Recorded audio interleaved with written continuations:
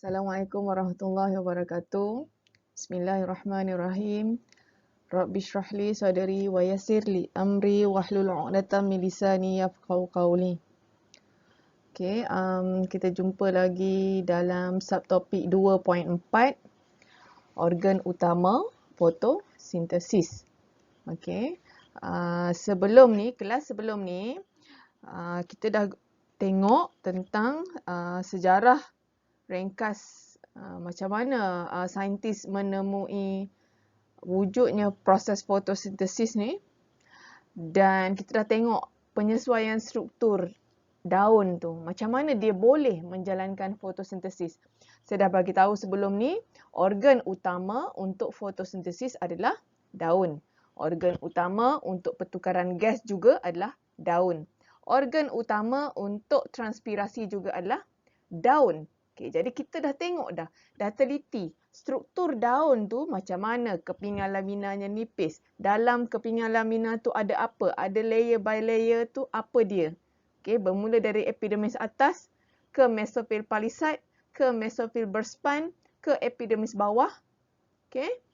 Epidermis atas ada kutikel, epidermis bawah ada yang terubah suai menjadi sel pengawal yang mempunyai liang stoma. Okay, struktur-struktur tersebut disesuaikan untuk membolehkan daun menjalani fotosintesis, iaitu proses penghasilan bahan organik untuk dan juga untuk menghasilkan makanan kepada tumbuhan oleh kloroplas di dalam daun. Okay, seterusnya dalam 2.4 kelas sebelum ni juga kita dah melihat struktur kloroplas. Tadi kita dah tengok apa yang ada dalam daun. Okay, dalam sekeping daun, apa yang ada bila kita buat keratan rentas. Okay, kemudian kita tengok dalam daun tu ada mesofil palisade, mesofil berspan, epidermis yang mempunyai kloroplas. Jadi seterusnya kita tengok pula, kita belah pula apa yang ada dalam kloroplas. Iaitu kita tengok ada cakra-cakra thylakoid yang apabila dia berhimpun, dia akan menjadi granum. Okay. Dan di sekeliling thylakoid, kita panggil dia stroma. Ada huruf R kat situ, bukan stoma. Okay, stroma. Yang mana, yang mana di antara satu granum, satu bangunan granum, dengan satu granum yang lain, dihubungkan oleh lamela. Okay, so, dan awak juga perlu tahu bahawa kloroplas mempunyai dua lapisan membran. Lapisan membran luar dan lapisan membran dalam. Okay. Jadi, kita nak tengok hari ni apa yang berlaku semasa fotosintesis. So, kita nak tengok proses fotosintesis itu sendiri. Okay. Yang mana prosesnya berlaku di dua tapak kawasan, melibatkan thylakoid dan juga stroma. Okey. Okey, kita nak tengok hari ni apa standard pembelajaran kita hari ni. Kita nak capai apa? Okey.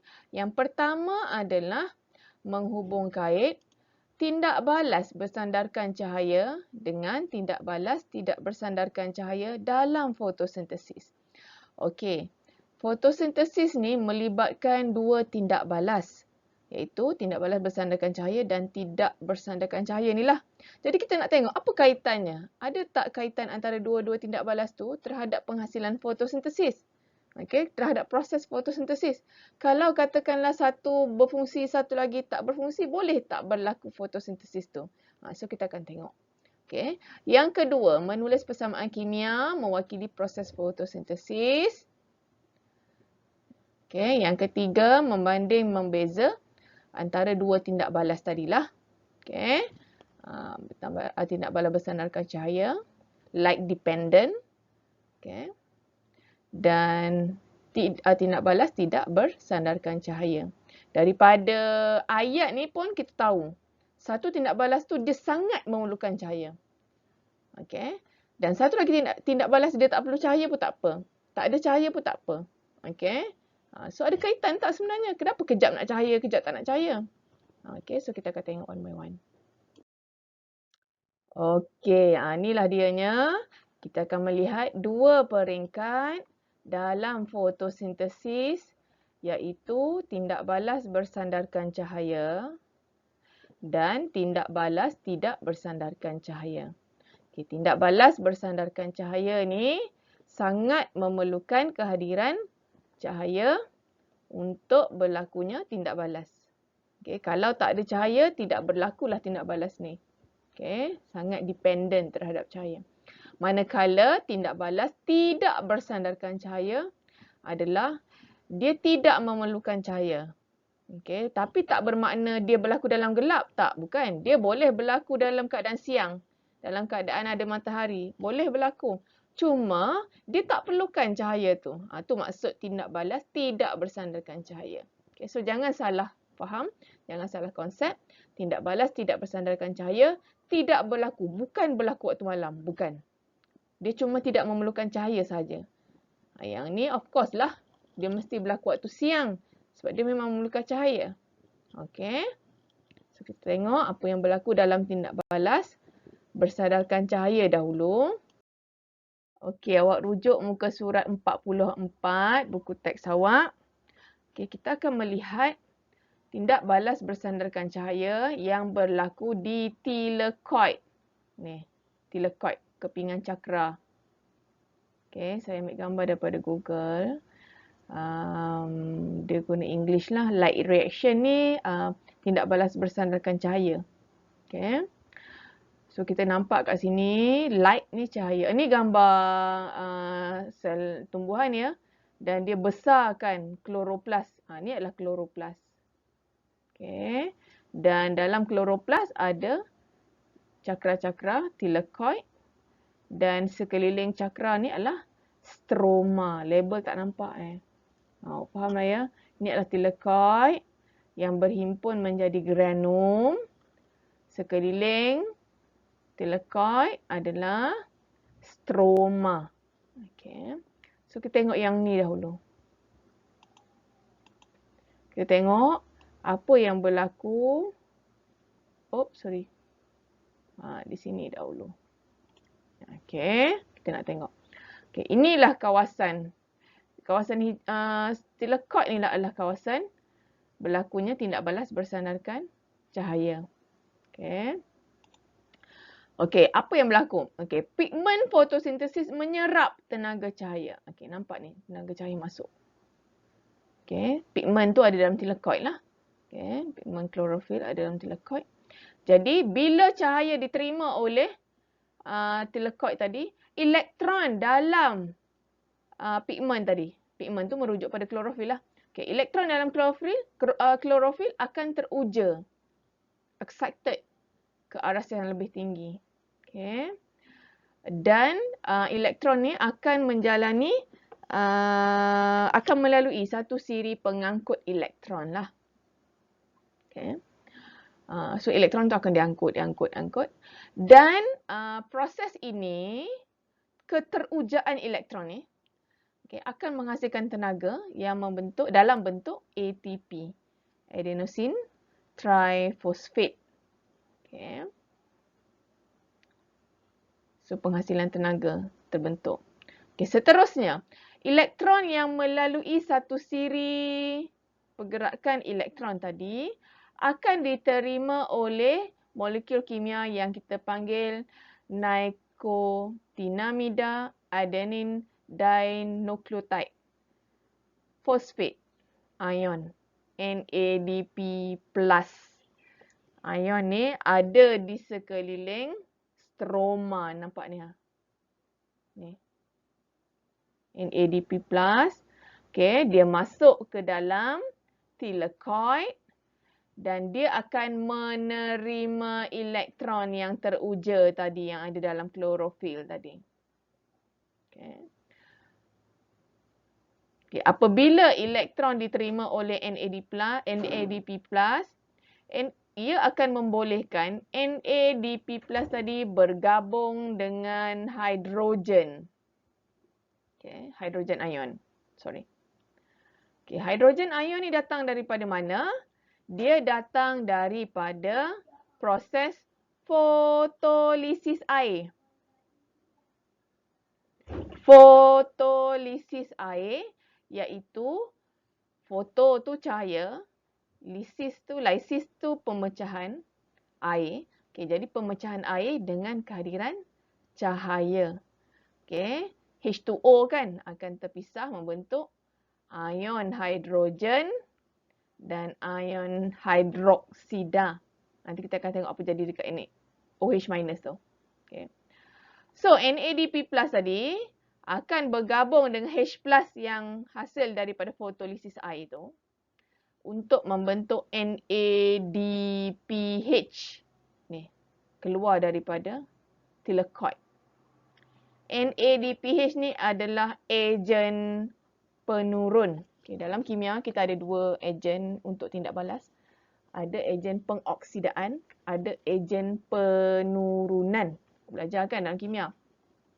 Okay, jadi NADPH ni adalah sejenis bahan kimia ejen penurun. Yang mana ejen penurun ni akan digunakan dalam tindak balas tidak bersandarkan cahaya di sini. Ni. Okey, nanti. Okey. Okey, jadi belum habis lagi, sabar. Okey. Apa yang berlaku kepada NADPH? Seterusnya kita akan tengok. Okey. Seterusnya daripada apa? Tadi dah terbentuk NADPH plus NADPH kan, okey. Okey, pigmen klorofil akan menarik elektron daripada air. Okey. Pigmen klorofil yang ada dalam kloroplas tadi, dalam thylakoid tadi, akan menarik elektron daripada air. Okey, melalui proses fotolisis air. Iaitu proses di mana molekul air yang terurai tadi saya cakap membentuk hidrogen ion dan hidroksida ion. Okey. Jadi OH akan kehilangan elektron. OH minus akan kehilangan elektron untuk membentuk gas oksigen dan H2O kembali air. Okey. Jadi saya cakap ni kan, okay, OH akan kehilangan elektron. Ni nampak. Ni, kehilangan elektron kan. Pergi mana? Ni. Pergi sini. Klorofil akan menarik semula elektron tadi. Okey. Okey, kehilangan elektron tadi daripada OH minus akan menyebabkan OH minus membentuk oksigen gas dan kembali membentuk air. Okey, so ada dua kejadian Tadi yang H plus tadi bergabung dengan NADP plus untuk membentuk NADPH. Okay, H plus akan membentuk NADPH.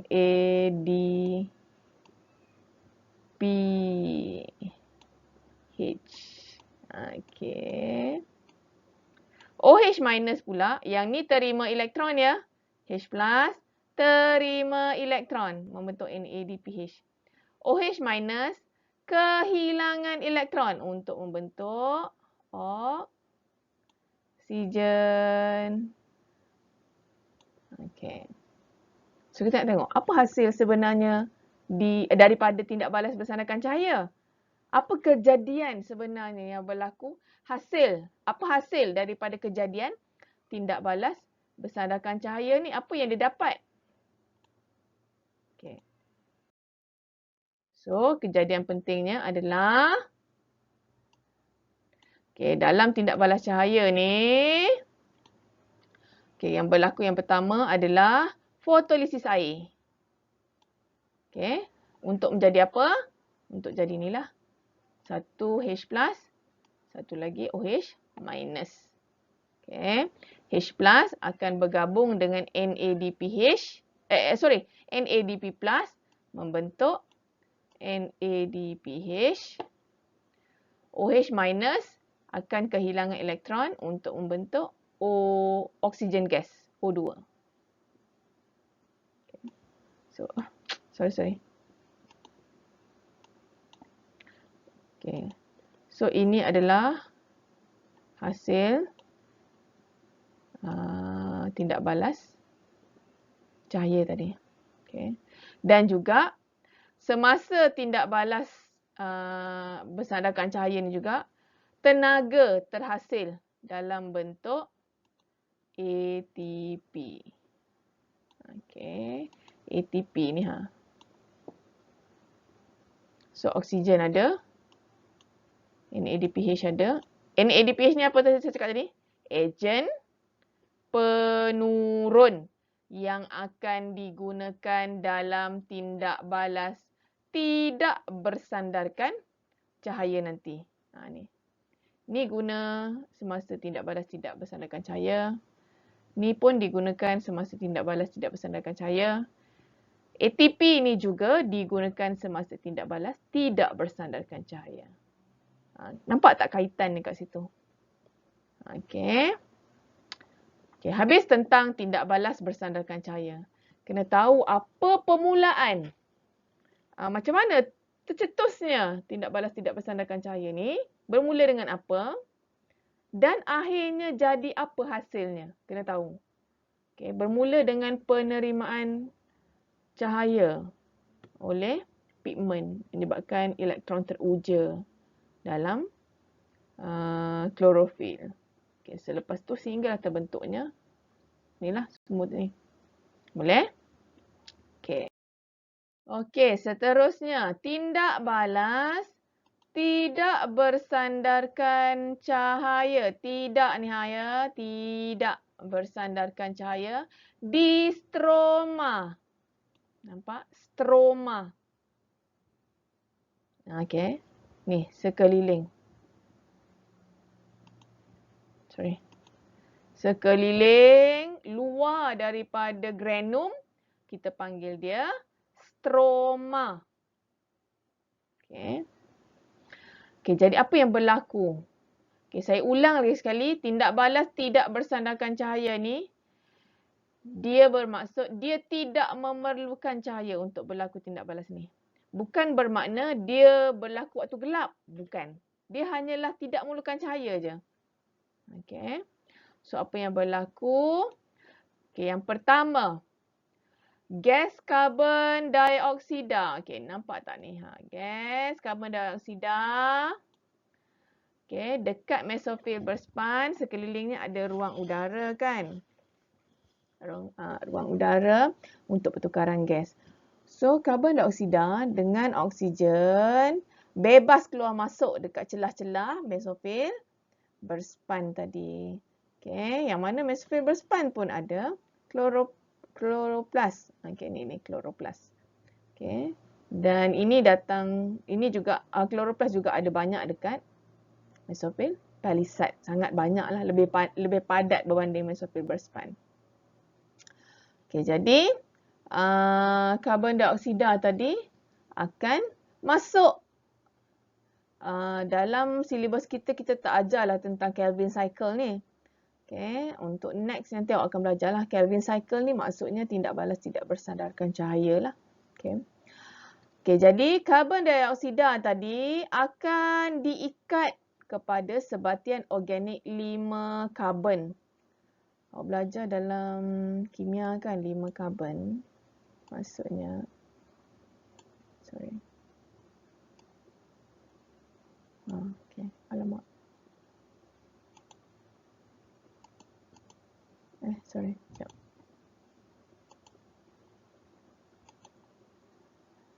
Okay, 5 karbon.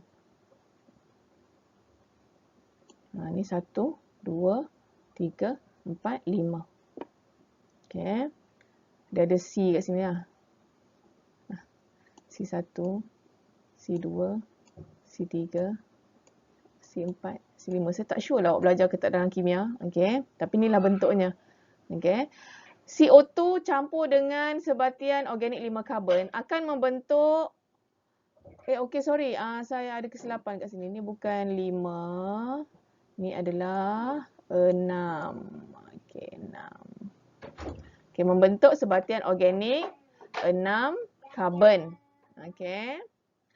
Okey, sebatian organik 6 karbon ni akan menyebabkan NADPH dan ATP menurunkan sebatik organik ini menjadi glukosa. Kehadiran NAD, Allah hai, teruknya. Sekejap, sorry. Okay. Sorry, saya ulang balik Okay. Tadi dah terbentuk gula sebatik organik 6 karbon kan? Okay. NADPH dalam masa yang sama dekat stroma ni, NADPH ni dengan ATP ni yang hasil daripada mana tadi? Hasil daripada tindak balas bersandarkan cahaya tadi. Okay. Yang keluar daripada thylakoid tadi. Okay.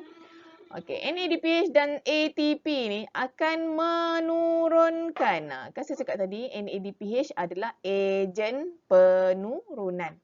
Dia akan menurunkan sebatik organik ini menjadi glukosa. Okay, glukosa iaitu C6H12O6. C6, saya punya tulisan bodoh lah. C6H12O6.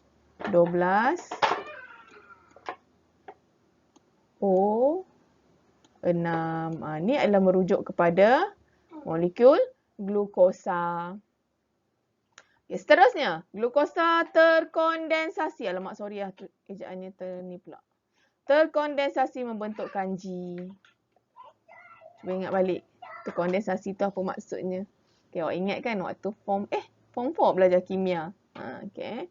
Kondensasi apa maksudnya? Glukosa akan membentuk kanji. Dan kanji akan disimpan dalam stroma. Sebagai hasil fotosintesis. Inilah hasil fotosintesis. Okay. Okay, jadi hasil akhir. Okay, apa hasil akhir tindak balas fotosintesis? Bersandarkan cahaya dan tidak bersandarkan cahaya. Kita tengok. Okay, jadi apa kejadian penting dalam tindak balas tidak bersandarkan cahaya tadi? Apa kejadian yang berlaku? Okay. Secara rumusannya, okay, tindak balas tidak bersandarkan cahaya. Yang berlaku yang pertama adalah penurunan gas karbon dioksida. Oleh siapa tadi?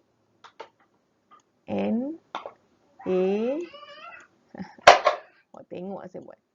NADPH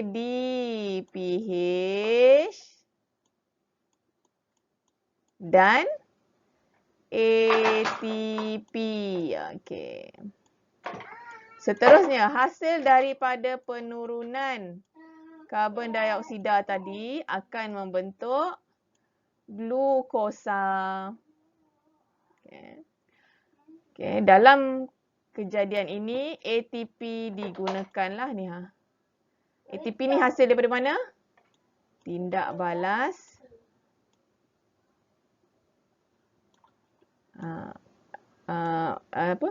tindak balas bersandarkan cahaya tadi. Okay. Boleh? So hasil utama tindak balas tidak bersandarkan cahaya adalah hasil utamanya adalah glukosa ni lah. Ni glukosa. Hasil utamanya. Boleh? Okey, secara keseluruhannya, apa yang berlaku sewaktu fotosintesis? Okay, tindak balas keseluruhan fotosintesis dapat diwakili oleh persamaan kimia yang berikut. Okey. 12 molekul air. 12 H2O. Okey. Campur dengan 6 karbon dioksida. Air ni diperlukan untuk, awak ingat balik untuk proses apa tadi? Fotolisis air.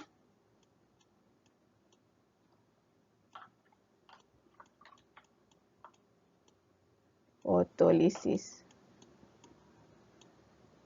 Okay. Waktu apa? Tindak balas bersandarkan cahaya. Okay. Karbon dioksida datang daripada mana? Okay. Daripada pertukaran gas yang akan diturunkan. Jenuh kat tulis ni kan? Diturunkan. Oleh siapa tadi? Oleh siapa? Oleh NADPH. Awak jangan tulis NADP plus ya. NADPH. Okey. Okey. So, karbon dioksida akan mengalami proses penurunan oleh ejen NADPH semasa tindak balas tidak bersandarkan cahaya tadi. Okey, ni saya punya short form lah. Awak gunalah awak punya. Okey. Okey, dengan kehadiran tenaga cahaya dan pigmen klorofil, maka terbentuklah glukosa sewaktu tindak balas tidak bersandarkan cahaya tadi. Dan oksigen, 6 molekul oksigen semasa tindak balas bersandarkan cahaya ni. Oksigen ni daripada TBC ni bersandarkan cahaya. Glukosa tidak bersandarkan cahaya. C6H12O6 ni adalah glukosa. Dan pembentukan air semula. 6H2O semasa tindak balas cahaya tadi, bersandarkan cahaya. Boleh? Ni hasil sampingan dia. Hasil utamanya 2 lah. Boleh? Okey. Yang ni kena tahu. Kau jangan tertukar 12, 6, 6, 6 air. Molekul glukosa 1. Okey. Tapi tak simpan dalam glukosa. Simpan dalam bentuk apa? Dekat stroma simpan dalam bentuk apa? Kan apa? Sambung kau. Kan C. Okey. Okey, boleh? Seterusnya kita nak tengok bandingkan antara tindak balas bersandarkan cahaya dengan tindak balas tidak bersandarkan cahaya. Bila tanya tentang banding, maksudnya dia nak persamaan dan perbezaan. Persamaannya apa? Perbezaannya apa? Okay, setiap orang tengok. Okay, sebab saya dah terangkan tadi, kedua-duanya tengok tempat kat mana. Okay. Komponen selnya apa? Tahu tak komponen sel tu apa? Komponen sel tu nukleus ke? Dekat cytoplasma ke? Dekat mitokondria ke? Berlaku kat mana? Okay. Fotosintesis ni berlaku dekat komponen sel yang mana? Okay. Dan kedua-dua tindak balas ni dimangkin oleh enzim ya. Okay. Dia ada dimangkin oleh enzim. Okay. Kalau tak ada enzim tak boleh berlaku. Lambatlah tindak balas fotosintesis ni. Okay. Dari segi perbezaan tentang penggunaan ATP. Siapa yang guna? Siapa yang hasilkan? Tindak balas mana? Kita tengok. Dari segi hasil tindak balas. Apa hasil tindak balas bersandarkan cahaya? Apa hasil tindak balas tidak bersandarkan cahaya? Okey, dari segi hasil. Dari segi tapak lokasi, exactly kawasan yang berlakunya tindak balas cahaya kat mana? Tadi komponen selnya sama tau. Tapi tapak dia tu tak sama. Awak dengan saya orang Selangor tapi daerahnya tak sama. Macam itulah. So, apa beza tapak bersandarkan cahaya dengan tapak tidak bersandarkan cahaya? Okay. Seterusnya, apa lagi perbezaan? Awak tengok muka surat 45. So, kita akan bincangkan dalam grup Telegram. Okay, semua. Okay, habis hari ini tentang proses fotosintesis yang melibatkan tindak balas bersandarkan cahaya dan tindak balas tidak bersandarkan cahaya. Assalamualaikum warahmatullahi wabarakatuh. Sekian, terima kasih.